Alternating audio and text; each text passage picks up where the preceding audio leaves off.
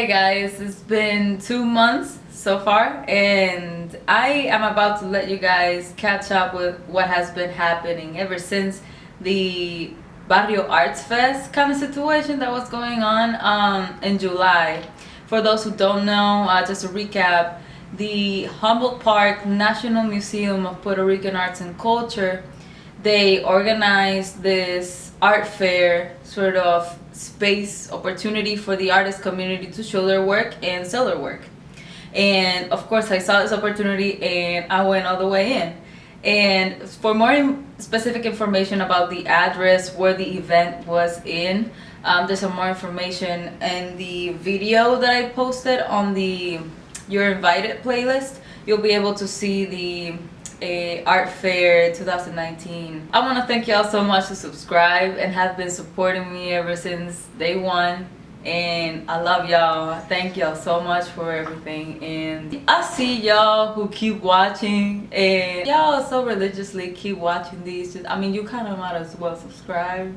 Yeah, it will be great. And I mean, about this art fair, Barrio Arts Fest in Humboldt Park in the National Museum of Puerto Rican Arts and Culture, I want to share with you the process, how it went, what it went great, what I could have done better, and this was all a process for me. I want to share with you guys what I learned. Alright y'all, this is the 13th of July and had to wake up at 5:30 a.m. Anyway, this is the day of the art fair of Barrio Art Fest, occurring on the 3015 West Division Street in Chicago. We're getting ready, and right now I'd schedule an Uber XL to actually move all this stuff over there. Okay, so today is the day. Today and tomorrow. For today, at least, it's going to be 10 a.m. till 6 p.m. and tomorrow as well. So I just wanted to update you guys about what's going on right now, because today's the day, and I'm nervous. I'm a little anxious actually to actually get our shit together, making sure everything's good, schedule the Uber XL, all that stuff.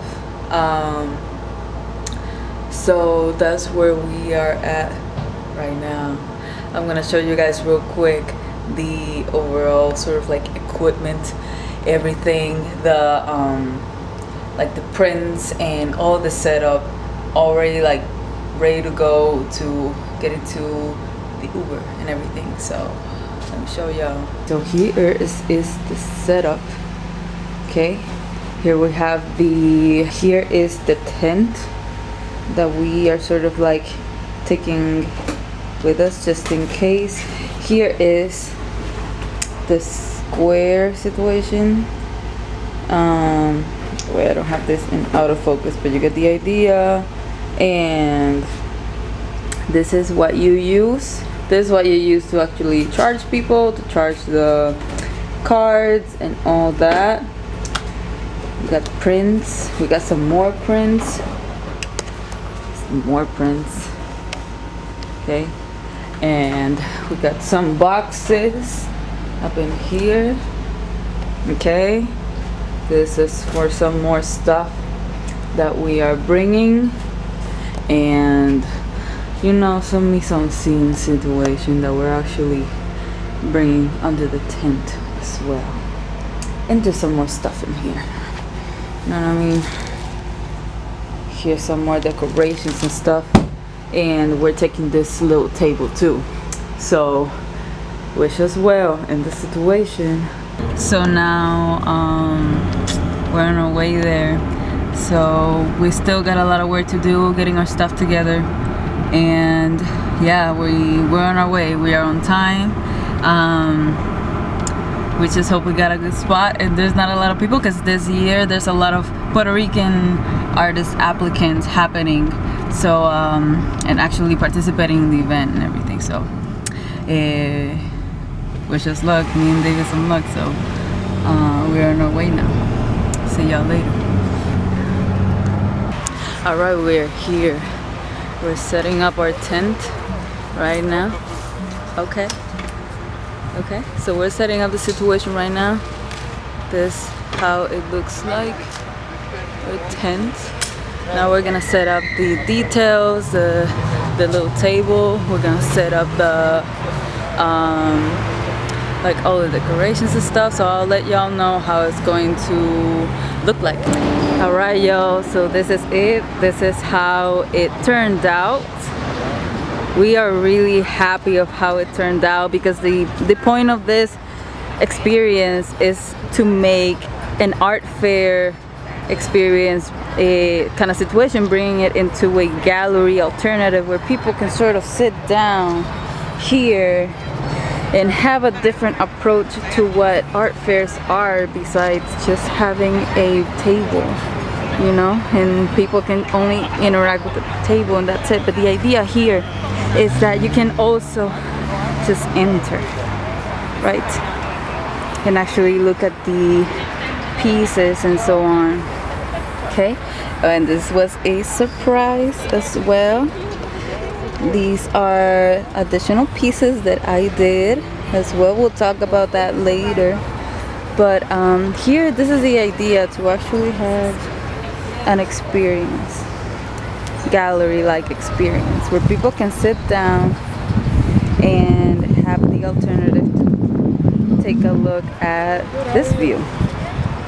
Alright, y'all, so that's it. I'll keep y'all updated with the art fair, Barrio Art Fest.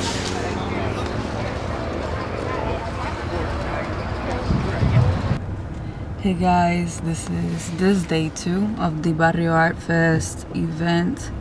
Yesterday was really good. I was really surprised that there wasn't actually quite a lot of people like I was expecting, but hopefully, again, it was a Saturday, so, and today's a Sunday, so there should be a lot more volume of people today. Really excited for today. So let's see what happens, and I'll see y'all when I get there real quick to do a quick review of the setup and all that. I'll see y'all soon. Alright, y'all, we out here at the National Museum of Puerto Rican Arts and Culture's lawn, where all the artists are getting ready, you know. We just resetted our tent here, and this is what I wanted to show y'all. The Raquelines are back here. It shouldn't be as hot as yesterday. So this is how it went. It was really hardcore because it did took a lot of planning, and I invested a lot on this. And what's a lot? A lot for me right now at this stage can be anything, right? But the important thing here to make sure, at least in this experience, was to get what you invested back, right? If you invested, let's say I invested on this like $100 on this, you know, the materials, what I needed to have this really good setup. Let's say I invested $100 on this, I did got $100 back and a little bit more, you know what I mean? So it went well in that way. And if you could notice a little bit on both of the days, the energy, right? Okay, and yeah, it was like that. The first day, it was like, oh my god, here we go. We're like, let's do this. I've done this before. Like the couple times I've done this before was like through school, right? It's a little bit more like, oh my god, yeah, through SAAC, and it went great. It went great. But then this was the first time I was like kind of on my own, finding my own help, finding my own resources, right? And I was like, okay, yeah, let's do this. We've done this before. And then yeah, the first day was like, yeah, here we go, whatever. It went slow, and for these things I have quite a lot of patience. But then like on the second day was like, oh man, like it went kind of slow today.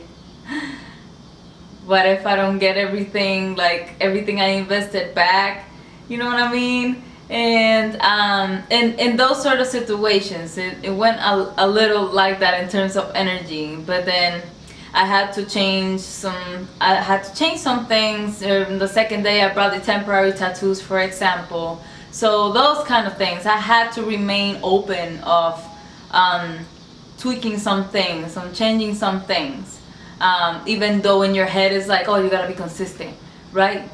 But in this kind of space, right, it was through a Puerto Rican institution, right, and through the Puerto Rican community, and there was this sort of expectation of seeing in your art a lot of traditional Puerto Rican things, right, a lot of flamboyant, a lot of traditional imagery, right, from Puerto Rico, and that's good and all, right, but I guess I tried to bring something different in terms of like the art that we were bringing, me and David. I collaborated things, something different. I mean, that's literally what you were gonna find in the rest of the like kiosks and the rest of the spots of the rest of the artists. That was like most of the time it was that, right? And it's like I don't know, it's the type of traditional imagery that you would obviously bring at a Puerto Rican event, right? With the Puerto Rican imagery. And I found it a little redundant if I were to do the same. So I guess I chose to bring something different, and to see what would happen. And I guess that would have been something I would have considered, is to like go a little bit beyond the traditional Puerto Rican imagery in terms of looking to sell, right? But then there comes the conversation of whether or not you're doing this art to sell, or art because because it's a vision that you're meant to say, that you're meant to show. And that was a little difficult to sort of like analyze later. At some point I did thought like, oh man, I should have brought a flamboyant. I should have like painted flamboyant and the Puerto Rican flag and the art so I could sell. But not necessarily. It's a great experience, and we worked really hard. I was really happy with the setup, to be honest. Like that's definitely something that I'm definitely happy about, and that we were really organized. We worked really hard on this, and I'm just really proud of what we did. It's just that, again, what we learned was that if we're not getting a lot of profit, just to make sure that you get in return the money that you invested. Okay, remember, if you invested $100, make sure you get those $100 back. That's like priority in terms of money in these sort of spaces. I do try and prefer to not sacrifice the vision of my work in order to make money, right? I still made money, even though we didn't paint it flamboyantes or the coquille or the flag, right? Which is obviously something that people do identify themselves with. And I guess I identify myself as a Puerto Rican through my art, whether or not has the traditional imagery or not, right?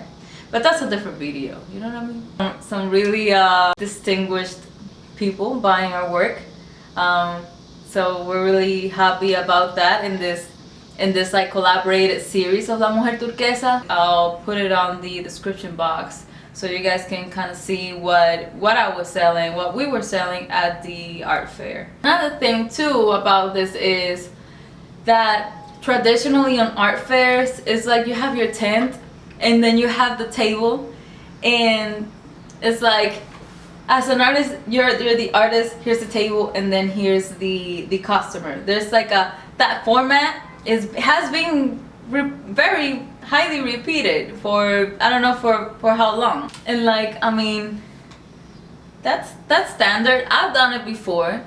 Through like, it was just an observation that I kept having like the little table with my work over the table, and that's it, right? So that's something also to think about. And be punctual. Wake up early. Everybody wins when you wake up early to set up your space. I would like to thank the artist David Friesen, who has been working with me ever since day one, and especially who we collaborated together in this illustration series that was sold and also exposed at the ArtFair.